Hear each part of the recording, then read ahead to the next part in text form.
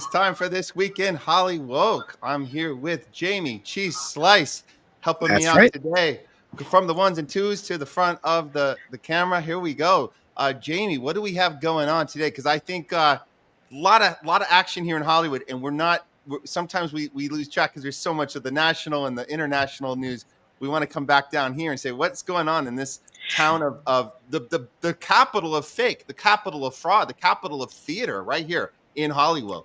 Well, a lot of stuff in Hollywood has been creeping into the political realm lately. And then on Friday, let's go ahead and bring up this. I've got a screen to share here.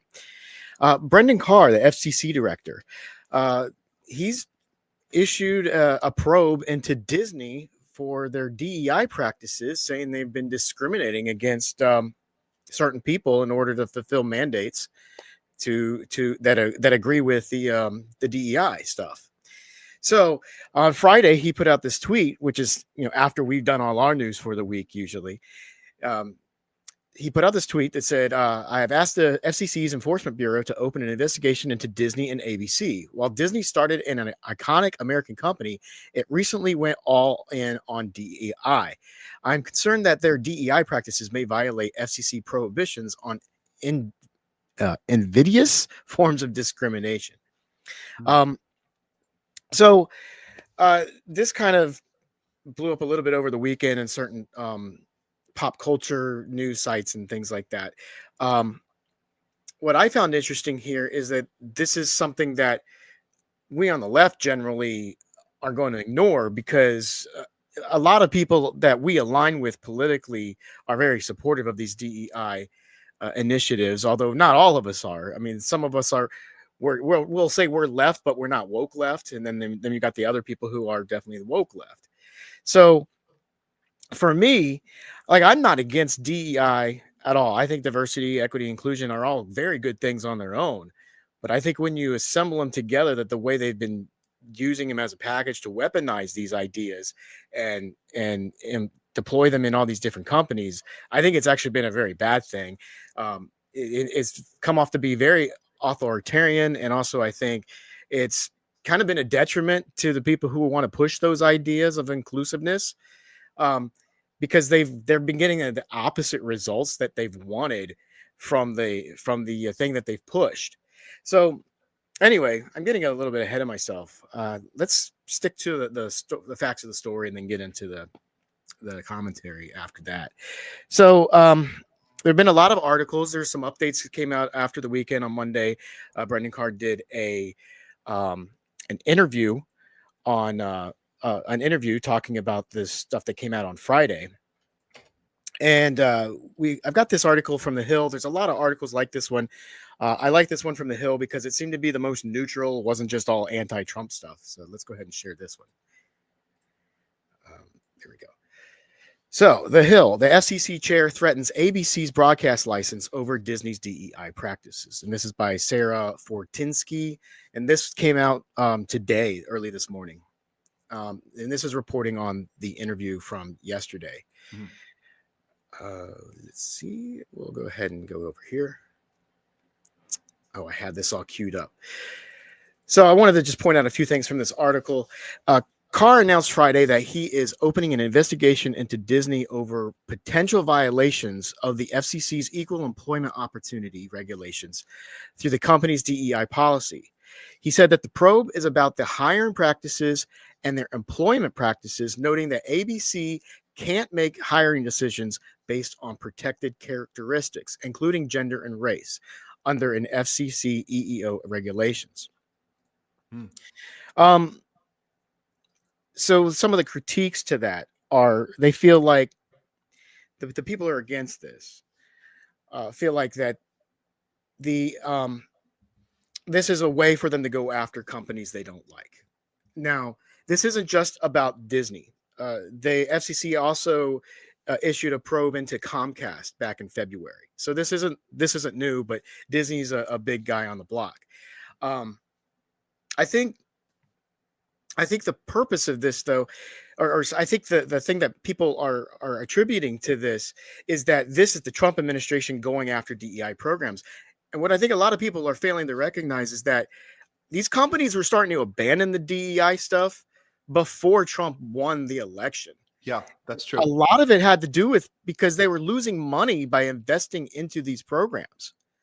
And that is something that's, I think, is being completely ignored by certain aspects of the media that are covering this. They're blaming it all on the fact that Trump is in there now, and not recognizing the fact that these programs are probably a big reason why a lot of voters went to the Trump side to vote in that direction.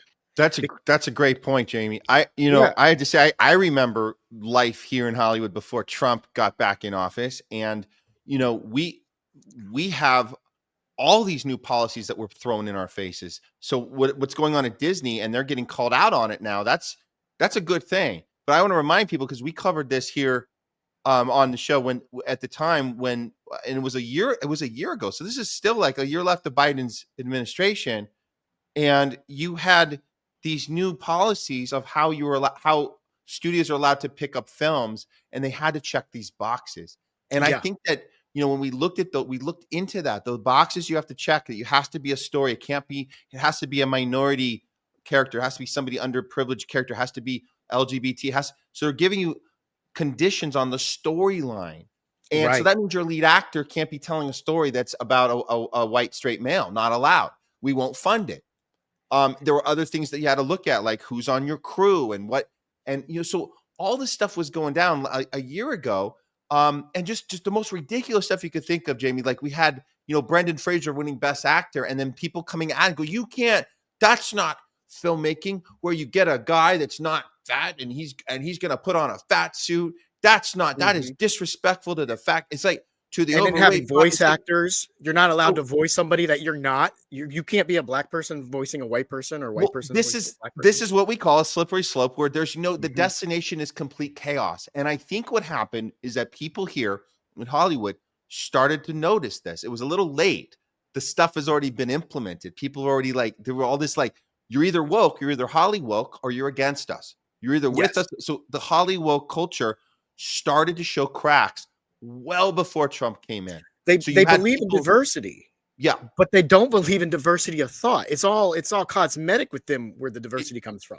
That's the brainwashing component of it, that you're in line. You don't think about this too much. It feels good. It feels like the right thing. We're trying to be inclusive.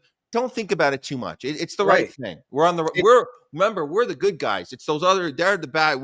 We're doing the right thing. But people got upset. They go, wait a minute, this doesn't make sense. What if I have a great script and a good, you're telling me that you're going to, so this is the type of thing that we're seeing at Disney right now. The FCC's saying, wait a minute, this is illegal. You can't be hiring people on the basis, because that's the whole point, is that you can't be hiring on basis of race and gender. You can't be doing that. That's what we had that law in place, because there was a discrepancy that only white people, back in the day, it was white people only getting hired. That's why you have that law. You can't go swinging the pendulum back the other direction and say, now we're only going to do LGBTQ stories. Now we're only going to do, it's like, that's not cool either. So here we go. There's consequences, apparently. Well, we got a little bit more from the article that's touching on what you're talking about. Let's go ahead and take a look at that. So we have the evidence so far. This is from Brendan Carr in his interview on Monday. The evidence we have so far indicates potentially that Disney and ABC were making employment decisions based on race and gender, including having effectively race-defined affinity groups within the company. We have evidence that they put quotas in place based on specific demographics. And this is what Carr said Monday on the interview, which I already made a point of. And also, this is from a different article. Where is it? I've got it right here, but it kind of feeds into what we were just reading. Carr also cites previously reported guidelines from ABC's TV shows that 50% of regular and recurring characteristics, regular and recurring characters be drawn from underrepresented groups. This mandate, he says, may have forced racial and identity quotas into every level of production, demanding that 50% or more of writers, directors, and crews and vendors be selected based on group identity. And he's also cited this article from 2021 in the Hollywood Reporter, where we had Dana Walden say that ABC passed on pilots for not being inclusive enough. So during a panel that included Amazon Studios chief Jennifer Salke, is that how you say it? Walden revealed Oh, that for the first time, the network received some incredibly well-written scripts that did not satisfy their demands in terms of inclusion. So the way I see it, they weaponize these things that I believe are good things, diversity, equity, inclusion. They weaponize them to and kind of perverted what they're supposed to mean. Um, so like well, they I think weaponized it before they even got the acronym out there correctly, Jamie. It's right. that It that started second before that. letter is a joke. It shouldn't it be equality? Why the hell? So they're telling us they don't care about the people. It's equity. It's all about the bottom line. It's a top down method. Bernie Sanders got called out on it when they're like, dude, he didn't even know it was equity. Dude, it's equity. Yeah, he It's thought it not was equality. equality. So they're already effing with us from even when the rollout of this idea, DEI. It's a complete joke. It's a Yeah, top down. and Yeah. they don't even live up to what inclusion means. Inclusion means you add more seats at the table and bring more Yes. people in. It doesn't mean you take the people who are there and kick them out and then replace them with somebody else, which Yeah. is what they've been doing for like the last 5 or 6 years out there. And as somebody who's a normie watching this and loves a lot of the things that used to come out of Hollywood and LA and seeing all that stuff turn to crap. Like I used to be a big Marvel fan, and now it's like I don't trust anything coming out of Disney for Marvel. And even though some of it is actually good, like just this week I finally watched Ant-Man's Quantumania, and I liked it. I mean, I don't have really any complaints about it, other than the CGI was definitely lacking here or there. Otherwise, I generally liked the story, but I didn't bother watching it just because I've lost trust in Disney so much because of the way they've been pushing these DEI programs across the board and everything. That doesn't mean everything they do is bad. Like I still think like Andor from Star Wars is actually a very good show. It's the only thing I'm looking forward to from Disney right now is Andor season 2. But most everything else that comes from Disney, I look at it with a hairy eyeball. I just don't trust it, and I'm not eager to watch their stuff anymore. And we Yeah. just watched this fiasco with Snow White, where all the drama around that movie for the last month or so has been more interesting than what the actual movie was about. Hmm. And Disney has brought this on themselves, and they keep putting out flop after flop after flop. But this has been happening for the flops have been happening for a couple years now, and I think the people at Disney who want to make money and not push this agenda of whatever they're trying, this conformity that they want, using these DEI programs as their cudgel, the money people want to start making money again. And I think that's why you've really seen a turn from Disney to try to move away from this. And a lot of the stuff that you see still coming out now was in the pipeline back when DEI was still the mandate. I think you're going to see a lot less of that going forward, as the newer projects coming out are going to be trying to make stuff that's going to appeal to the mass of Americans throughout the whole country and not just like a bubble in LA or Portland. So I think we're going to maybe start seeing a change, but I think it's also going to be a lot more safe content in the terms of where they're not going to take any risks on things that might be interesting. So say, for example, like Guardians of the Galaxy was a huge risk. You're going to have a big tentpole Marvel movie starring a talking raccoon and a talking tree, but it was a hit and people loved it. I don't think we're going to see risks like that anymore, but I also think we're going to see the DEI be diminished. Now, with regards to the FCC, I think they're not going to let up because I think they're going to still be going after Disney for the work that they had been doing. And this, I think, is something you've probably experienced yourself, being a white guy trying to find work in Hollywood for the last 6-7 years. They were explicitly not hiring white men to fill these other roles. I mean, and it's almost like if you were a white man in Hollywood, you're persona non grata unless you were grandfathered in because you'd already been there for years. So I think that's kind of where they're going with this FCC attack on Disney. And I mean, I don't even want to say it's an attack. It technically is a probe. So there might be some animosity there too. So some of the people on the left that are criticizing it might be right about that. However, I do think there's a lot of legitimacy where the FCC needs to go in after this. Now, I think some of the technicalities on this are they're not necessarily going after Disney proper, they're going after ABC. And remember, I think ABC was the one that had they had to have settle a lawsuit with the Trump team, the Trump administration, because for slander. Because I can't remember who it was, but one of those newscasters basically was just saying stuff about him that was provably not true. So this might be a little bit of that, but the fact that they've also gone after companies like Comcast in the last month tells me that maybe they are just the Trump MAGA side is really anti DEI on just a base level, and a lot of the reasons they're against it, I'm not really for. They're just against all of it. They don't look and see where the merits are in what the DEI, the diversity inclusion stuff, is supposed to be. They just want to get rid of it all and I don't know exactly why they have those positions, but the fact that there has been discrimination going on against different groups of people in these big companies, I do think it needs to stop. And I think the discrimination that they've been pushing in favor for has shown in the quality of the stuff they've been putting out, because they've been putting out products that the customers out there don't want to buy. Yeah. I think that's the bottom line, and that's really all that matters in this country is how are you going to be making money? And when you're not making money, that's going to drive the decisions. Well, I happen to think the way Disney pushes back at something like this is the thing they're already doing.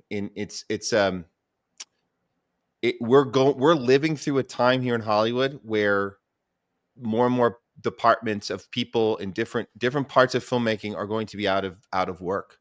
Yes. More than just being a white straight male, everyone's going to lose because be right now we're going into the age of AI. Mm-hmm. And when AI takes over everything, there's a strike right now. There's a whole issue right now with the voiceover actors, and I know voice actors, for video games and animation. Like, they're just going to take the AI voice. They don't even need to hire the actor on voiceover anymore. So everything that we're going to be seeing in a film by Disney or any of these studios is good. The whole thing's going to be robotic. Everything, and we're already heading that. This isn't like some shock to the system overnight change. This is something that's been we have been the toad in the boiling water this whole time, and we haven't noticed. But the movies that your kids are loving and praising, these are movies that are less and less humans are involved, more and more robots are involved. And that's where, so when you get rid of the actors, now you're getting rid of all the other departments, your food catering and your other, you don't need any of these people anymore. If you're doing AI versions of actors on screens, you don't need a costume department anymore. You don't need a makeup department anymore. Right. So all of everyone's, and by the way, the worst, it's the writers. You don't need writers anymore. AI's writing the scripts. So, well, I think you're always going to need fighting back. They're going to say, okay, FCC, we won't break your rules anymore. We're just not going to hire anybody. So there you go. I think you're always going to need some people, but like the staff are going to be cut to like 10-20% of what they used to be. Because you're going to have, the AI will write the scripts, but you're still going to need a writer to touch it up and make sense out of the parts. Yeah, but we're talking about a handful of humans left that are needed versus what we know about films is that they've always, like, historically, films are about hundreds of people making a film together, hundreds of people. Like that's going to be an outdated concept. That's something that made it special too. Yeah, like it's amazing to see all those people being coordinated to work together to put out something, especially when you have like a big hit, and then it's something that all those people who worked on it can have pride on for the rest of their lives. Mm-hmm. So I think though, what I did want to. Part of me wanted to do the AI story, like taking over the voice actors, but it just didn't seem like there was enough meat on that bone. But there's I mean, I understand it, and I take the side of the actors wanting to have a union, but what good is your union when the company you're trying to unionize for, the work you're trying to unionize for, is not going to exist anymore? Like, they don't need voice actors anymore because the AI is going to do it, and we can't stop the AI. I don't want to be using AI to do art, but that's like the first thing that businesses want to use AI for. They don't want to pay artists. They've never wanted to pay artists. So now they've got a way to have a computer do the art, and then screw the artist. We don't need a computer to do art. We've got millions of people who want to do artwork.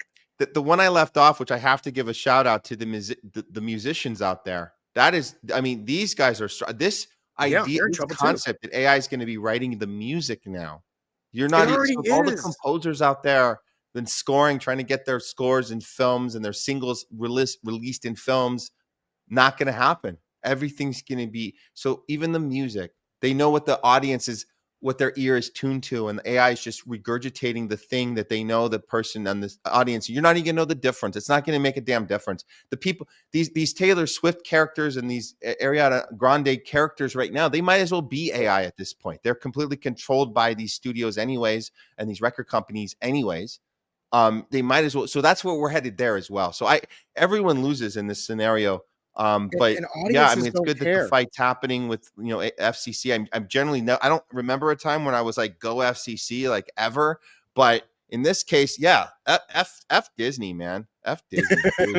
Yeah. Yeah. Well, I mean, as long as it's on the level, but I mean, I do think that Disney has been doing some things incorrectly. You can even somewhat tie this to the Gina Carano situation. I think she was completely unfairly fired. I think she was fired for political reasons. And you could tie that to the DEI stuff as well, because she didn't fit the mold. She was outside of the diversity because she didn't share the same diversity of thought as everybody else. Yeah. Um, but yeah, I kind of rooting for the FCC on this one, and I hate doing Mhm. that, but um, Yeah. I'm with you. yeah, I'm with you. I also hate what Disney's done to some of the things that I've loved. Yeah. So they've just turned like things that were people were passionate about their IP and just turn it into product, just a soulless corporate product. And I just hate seeing that happen. Even though I still love the old stuff, it's just I want to love the new stuff, but I can't. It's just not Yeah. there. Well, listen, I got one more story on this week in Hollywood before we end the segment. I just wanted to give you guys a quick update on the No Other Land co-director that was abducted. He was beaten the shit out of. Then he was in the ambulance and he got kidnapped and abducted by the IDF after the incident. So he was already bruised and beaten, and then he disappeared for like 24 hours. Um, this is a little bit of an update here. So we have he is home, which is great. Let's see this real quick. Yeah, this is Hello, good. everybody. My name is Ofer Kasif. I'm a member of the Knesset with El Jabba, with the Democratic Front for Peace and Equality.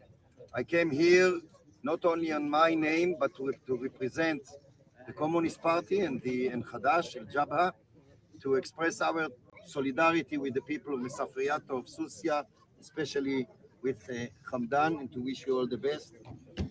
We are firmly with the people with all Palestinian people who've been going through hell, especially in the last 18 months. Genocide in Gaza and ethnic cleansing in the West Bank. And what we saw here is only one example out of hundreds, if not thousands. And I call, like my friend said, I also would like to appeal to the whole international community. Don't leave the Palestinian people behind. So that's great news that staying positive and sending out the good message. Now we covered, you guys know, been watching the show, that that Hollywood stayed silent on this 100%. Right. They just stayed silent completely, and it's a shame because hold on here, I just want to get How to does he the stay positive? How does he stay positive in that situation? I would be furious. yeah um I mean, I already am I'm angry on the inside here, but it's just I feel a little hopeless in a situation like that as well, because they're going to keep doing this to people. Yeah. I wanted to share another thing about the film itself, because if you guys, we still haven't seen the thing. Let me stop sharing here. But there was, wait a minute. Did that go? Okay. Sorry, I'm trying to get back on the right screen here. Okay. So there was so for the film, this film called No Other Land, this thing it's a monumental film. It's the only thing that Hollywood has gotten right. When we covered the Oscars for you guys last month, it's the only thing they got right, was giving this best documentary film award to this film that was a collaboration between an Israeli filmmaker and a Palestinian filmmaker. And yet there was still pushback on this. And they were just starting the conversation about this occupation of the West Bank. It wasn't even about October 7th. But here's how Hollywood has fought back on this. When I say fight back, they are doing everything they can to not, number one, not talk about this film, not mention this director ever again. After they gave him his Academy Award, you're gone. We're not going to cover you. Instead, they roll out a counter film to this film, another documentary that all of these celebrities that you guys know who some of these are. They're getting so excited about this movie. It's called October 8. And here's Deborah Messing putting this out, tweeting this out, this Variety article. The movie theaters have renewed October 8th for another week. Thank you to those who are filling the theaters and seeing our film. So she's one of the producers on this. Wow. Oh, I mean, 99% on Rotten Tomatoes. That's incredible. That's got to be a good film. So there you go. Rotten Tomatoes gives you a 99. Huh. That's weird. There's no other. It's 99% on Rotten Tomatoes. That's weird. Yeah. So this is another, like this. You see this happen in Yelp when you want to like smear somebody who's pro-Palestine. You give them, you do these fake ass Yelp reviews that lower their score. Well, the same thing happens when you're trying to push propaganda in the movies. You have an entire surge on Rotten Tomatoes, which you can do. We've seen this before, and you just surge the hell out of it and get it to a 99%. And then Deborah Messing just telling everyone's got to see this. And this movie is 100% propaganda about October 7th and everything that happened after that, which apparently, as RFK Jr. says, and all the Zionists love to tell us, anti-Semitism is the most dangerous thing we're dealing with right now. Out of all the problems right now we're facing, it's anti-Semitism on college campuses. And HOLLYWOKE is right in front of this thing. To be absolutely clear, Hollywood aligns with this shit. It does not align with No Other Land. And for anyone out there who thinks it's woke to be out with the Palestinian protesters here when we went to UCLA, or to be outspoken about this throughout the DNC in Chicago, you think that we're the woke people out there? No.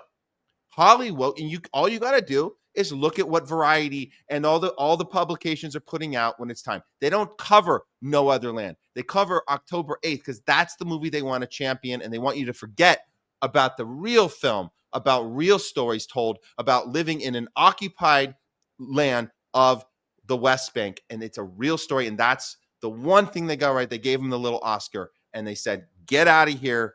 Enjoy. Yeah. We don't want to hear from you again. They did the right thing for a minute, didn't publicize it at all. And then they're going to give a lot of publicity to this thing. I bet this documentary this October 8th documentary doesn't even mention the Hannibal Directive. I bet it pushes a lot of the same narratives that came out about like the babies and the rapes. I bet it pushes those narratives that have been debunked by all the journalists that have been doing actual journalism in that part of the world. It's probably going to still push those narratives. And then it also pushes the lie that being pro-Palestinian is being anti-Semitic. Yes. When Palestinians are Semitic people. So by definition, if you are pro-Palestinian, you are pro-Semitic. And also because of this lie that Zionism and Judaism are the same thing when they're absolutely not. It's like there are anti-Zionist Jews are a thing. They are real people who exist, and many of them are the people at these protests. And you want to call them anti-Semitic? Yeah, and October 8th, we saw the name that they had to change it from because it was a way worse title. But you notice on the title, it's not an abbreviation. It's called October 8. Not with a TH. It's not October 8th. It's called October 8 because the original title was October Hate. H letter or number 8. So H number 8 TE. Yeah. That's what it was called. And then Deborah Messing and the gang had to go, all right, let's not overdo. Let's just step it back and maybe they'll find the hate within the 8. And so they did that. That was there is a lot of hate here. But it's not coming from the side that's pro-Palestine. Yeah. The hate's coming from the other side. It's all projection with these people with what's going on with regard to this issue. Yeah, and that's the part that's just mind blowing and it's you're screaming on the inside to the point where like it doesn't matter what I think about it. It's not going to change. It's going to just keep continuing and I would like to see a positive outcome from this, but I do not have an optimistic outlook on this situation at all. Yeah, exactly. Jamie, anything else that we missed today? I mean, there was a lot of other stuff happening in HOLLYWOKE, but just want to make sure There's so much. We'll have to do another one. We'll have to do another one next time. Yeah. Yeah, maybe next time we could talk about NPR and PBS getting defunded because of some of the Doge cuts. And I'd like to go into the voice acting and the AI stuff as well, but there's so much. Yep. I'm glad we at least got to touch on that today. Sure, definitely. Well, thanks, Jamie. All right. These slides. Hey, by the way, great background, man. That's awesome. I love it. The cheese. I love it. It fits your brand, baby. It fits your yeah, brand. if I'd ever get off my butt and make a real channel that I do my own stuff. But, hey, man, you're developing your brand, dude. It's great. Yeah, I like it. I'm good with it for now. Awesome. All right, Matt. Well, I'm right. going to get out of here and let you wrap up the show. So. Awesome. Very good. Thanks for having me Okay. on. Thanks, Jamie. See you next time. All right.